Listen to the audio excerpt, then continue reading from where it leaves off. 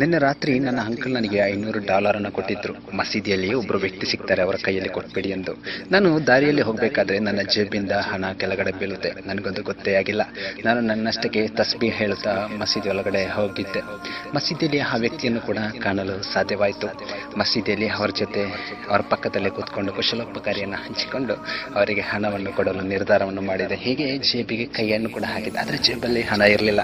ನನಗೆ ಬಹಳ ಆತಂಕವಾಯಿತು. ಜೀವನದಲ್ಲಿ ಪ್ರಥಮ ಬಾರಿ ನಾನು ಬಹಳ ಭಯಭೀತನಾಗಿದ್ದೆ. ಯಾಕಂದರೆ ಅಂಕಲಿಯಲ್ಲಿರುವ ಕೆಲಸವನ್ನು ನನಗೆ ನಿಭಾಯಿಸಲು ಸಾಧ್ಯವಾಗಲಿಲ್ಲ. ಹೀಗೆ ಅವರಿಗೆ ಹೇಳಿಬಿಟ್ಟು ನಾನು ಮಸೀದಿಯಿಂದ ಹೊರನಡೆದೆ. ಹಣವನ್ನು ಹುಡುಕುತ್ತಾ ರಸ್ತೆಯಲ್ಲಿ ನಡೆದುಕೊಂಡು ಹೋಗ್ತಿರ್ಬೇಕಾದ್ರೆ ಹಣ ಒಬ್ಬ ದಾರಿ ಹೋಗನಿಗೆ ಸಿಗುತ್ತೆ. ಆತ ಅದನ್ನು ಕೈಯಲ್ಲಿ ಎತ್ತಿಕೊಂಡು ಎಲ್ಲ ಕಡೆ ನೋಡಿದ. ಇದರ ವಾರಸ್ದಾರರು ಯಾರು ಇರಬಹುದು ಎಂದು. ಆದರೆ ಆತನ ಬೆನ್ನ ಹಿಂದೆ ನಾನು ನನ್ನ ಹೆಗಲ ಮೇಲಿರೋ ಬ್ಯಾಗನ್ನು ಕೆಳಗಿಟ್ಟು ನಾನು ಹಣವನ್ನು ಹುಡುಕುತ್ತಾ ಓಡಿ ಹೋದೆ. ಆತ ನನ್ನ ಬ್ಯಾಗನ್ನು ನೋಡಿಬಿಟ್ಟು ಅರೆ ಈತನೊಬ್ಬ ಭಯೋತ್ಪಾದಕನು ಇರಬಹುದೇ ಎಂದೆಲ್ಲ ಬಿಂಬಿಸತೊಡಗಿದ. ಯಾಕಂದರೆ ನಾನು ತಲೆಯಲ್ಲಿ ಟೋಪಿ ಧರಿಸಿ ಒಬ್ಬ ಮುಸಲ್ಮಾನನಾಗಿದ್ದೆ. ಆತ ತನ್ನ ಸೆಲ್ಫೋನನ್ನು ಎತ್ತಿ ಪೊಲೀಸರಿಗೆ ಮಾಹಿತಿ ನೀಡಲು ಮುಂದಾದಾಗ ನಾನು ಆತನ ಕಣ್ಣ ಮುಂದೆ ಓಡಿ ಹೋಗಿ ನನ್ನ ಬ್ಯಾಗನ್ನು ಎತ್ತಿಕೊಂಡು ಹೆಗಲ ಮೇಲೆ ಎತ್ತುಕೊಂಡು ಇನ್ನು ಪೊಲೀಸರಿಗೆ ಮಾಹಿತಿ ನೀಡಿ ಹಣವನ್ನು ಹುಡುಕುವ ಪ್ರಯತ್ನ ಮಾಡೋಣ ಎನ್ನುತ್ತಾ ಬಸ್ ನಿಲ್ದಾಣದತ್ತ ಹೋದೆ. ನಾನು ಹೀಗೆ ಮೆಲ್ಲನೆ ಬಸ್ ನಿಲ್ದಾಣದತ್ತ ನಡೆದಾಗ ಆ ವ್ಯಕ್ತಿಯನ್ನು ಅಲ್ಲಿ ಮತ್ತೆ ಕಾಣಲು ಸಾಧ್ಯವಾಯಿತು.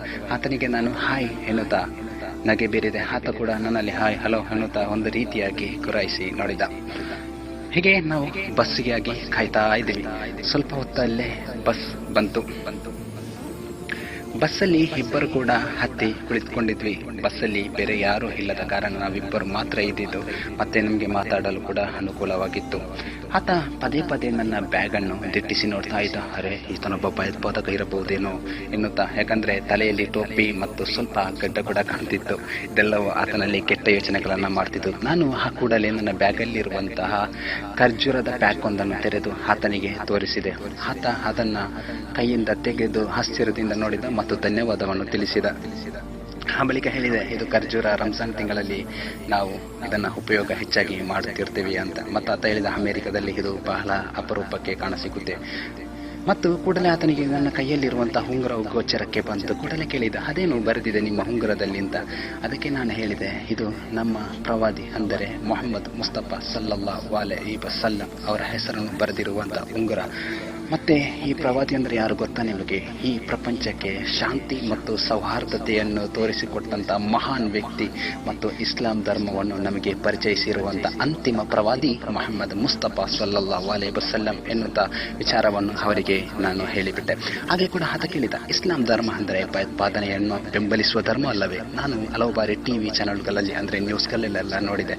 ನಾನು ಆತನಿಗೆ ವಿವರವಾಗಿ ಹೇಳ್ತಿದ್ದೆ, ಇಲ್ಲ, ಇಸ್ಲಾಂ ಧರ್ಮ ಯಾವತ್ತೂ ಕೂಡ ಭಯೋತ್ಪಾದನೆಯನ್ನು ಬೆಂಬಲಿಸುವುದಿಲ್ಲ. ಮತ್ತೆ ಭಯೋತ್ಪಾದನೆಯನ್ನು ಯಾವುದೇ ಧರ್ಮ ಕೂಡ ಬೆಂಬಲಿಸುವುದಿಲ್ಲ. ನೀವು ಇಸ್ಲಾಂ ಬಗ್ಗೆ ತಪ್ಪು ಕಲ್ಪನೆಯನ್ನ ತಿಳಿದುಕೊಂಡಿದ್ದೀರಿ ಅಷ್ಟೇ. ನಿಮಗೊಂದು ವಿಚಾರ ಗೊತ್ತಾ? ಅಮೆರಿಕದಲ್ಲಿ 2005ರಲ್ಲಿ ಒಂದು ಪಟ್ಟಿಯನ್ನು ರಚನೆ ಮಾಡಲಾಯಿತು.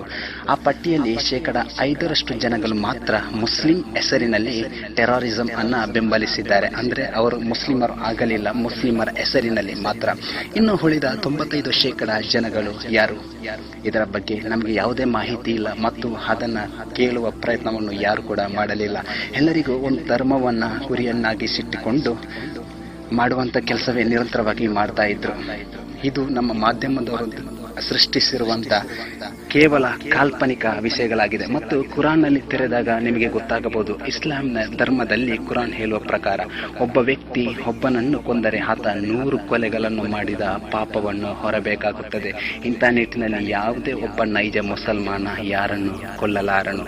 ಆದರೆ ಜನಗಳಿಗೆ ತಪ್ಪು ಕಲ್ಪನೆಯನ್ನ ಈ ಮಾಧ್ಯಮದವರು ಮಾಡಿ ತೋರಿಸುತ್ತಿದ್ದಾರೆ ಎನ್ನುವಂಥ ವಿಚಾರವನ್ನು ಕೂಡ ಆತನಿಗೆ ನಾನು ತಿಳಿಯಾಗಿ ಹೇಳಿದೆ. ನಂತರ ನಮ್ಮ ಬಸ್ ನಿಲ್ದಾಣ ಬಂತು. ನಾವಿಬ್ಬರು ಕೂಡ ಬೇರೆಯಾಗಿ ಹೊರಟು ಹೋದ್ವಿ.